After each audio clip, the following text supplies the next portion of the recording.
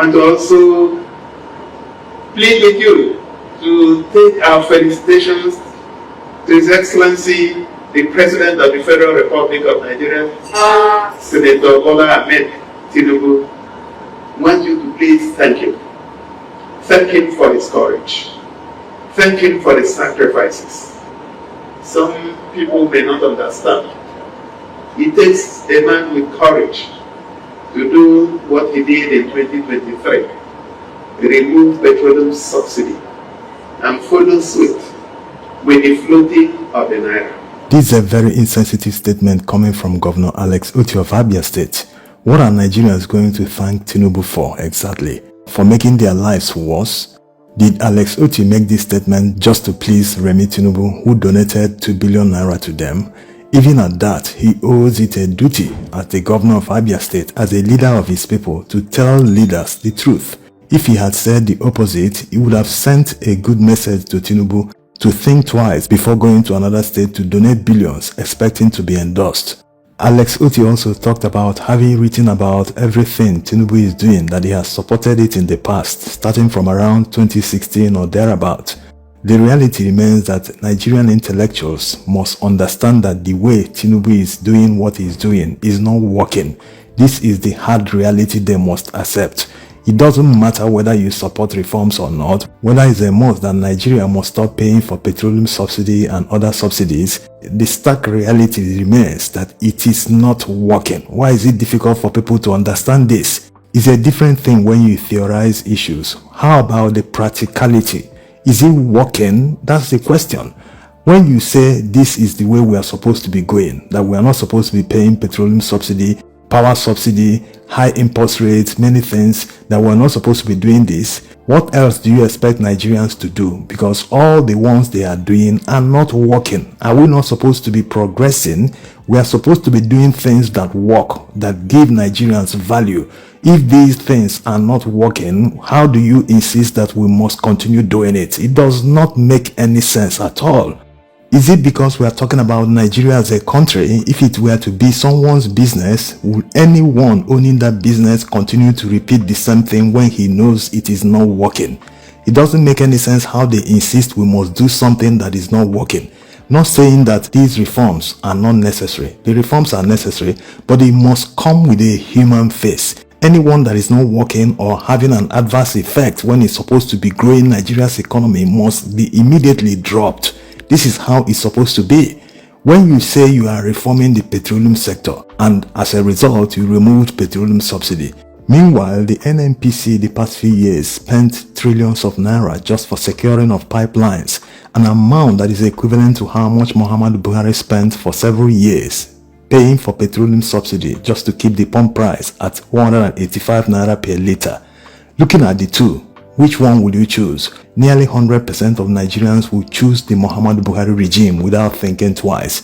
It doesn't make any sense. You claim that petroleum subsidy is a waste, that we shouldn't be spending these trillions on consumption.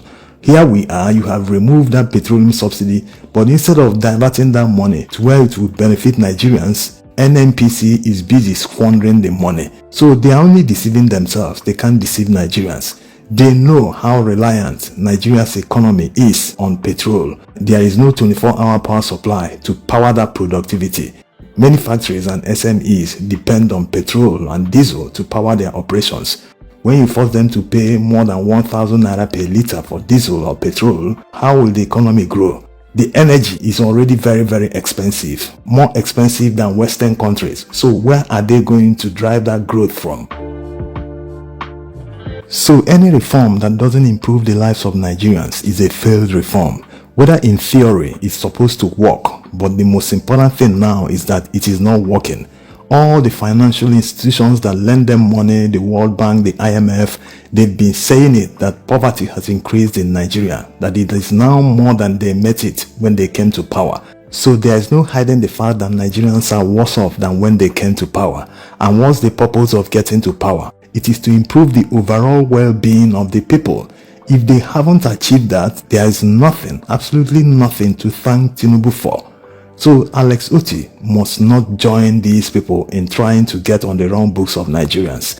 Whether it is because of politics or anything, he must endeavor to call a spade a spade. When it is very obvious that these people were in a hurry to implement these failed policies because he wanted to get on the good books of the foreigners so as to have that validation also for his own interest, because he knew he was going to seek loans from these people, and these loans always come with conditions. Part of the conditions are to devalue your own currency, and practically everything he did when he came to power. It was on this devaluation that he showed his lack of understanding of how to build an economy. How do you devalue your currency when you are not productive? It will end up hurting you the more. Your economy is a non-productive one, they are struggling to be productive, and you go ahead to devalue the currency. No, that's a wrong timing. This is why Nigerians are suffering today.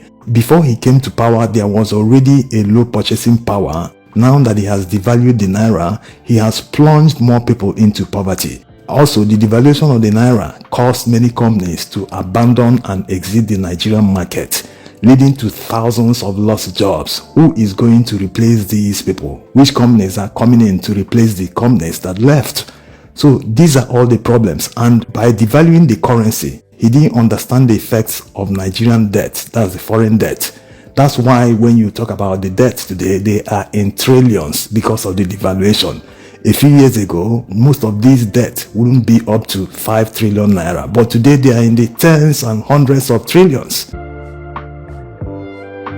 By devaluing the naira by more than 300%, that means when you want to service a dollar-denominated debt, you need as much as 300% of the equivalent in naira in order to do that. Where is all that money going to come from? Despite shouting and bragging that they have increased the IGR, they are still not able to service the debt. They still resort to borrowing.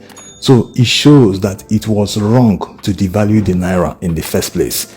And it's not as if they don't understand all this. They can see that it is not working. But because of their massive ego, they don't want to accept that they were ever wrong. They continue to force everyone to believe that it is going to work out when it is obvious that it is not working. This is where it is very hard to defend it. So Alex Otti must not join in defending this. It's easy to say, I know this will work as an economist, as this is supposed to work. We are not supposed to be subsidizing consumption and all that. But you still have to face the reality that what Tinubu is doing is not working. So be a man and criticize it, not tell Nigerians to thank him. Thank him for what? For impoverishing them, for increasing the cost of living, for practically making everything in Nigeria very difficult at this time. Never mind the narrative that governors and states are receiving more FAC allocation than ever before in Nigeria's history. That's a huge lie ever said. Do you know that in dollar terms, Nigerian governors and states are actually receiving less money compared to under Muhammad Buhari? Look at the dollar value of the money they are receiving today. How much was a kilometer of road? All the states that award road contracts, they know how much contractors collect per kilometer of road.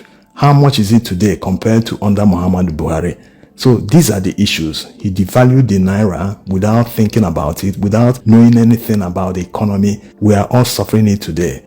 Anyway, Alex Otti seems to have backtracked on his support for Tinubu after the backlash that followed his comments that Nigerians should be thanking Tinubu for the reforms. Let's take a listen. The 5 governors in the southeast have resolved to re-elect President Bola Tinubu.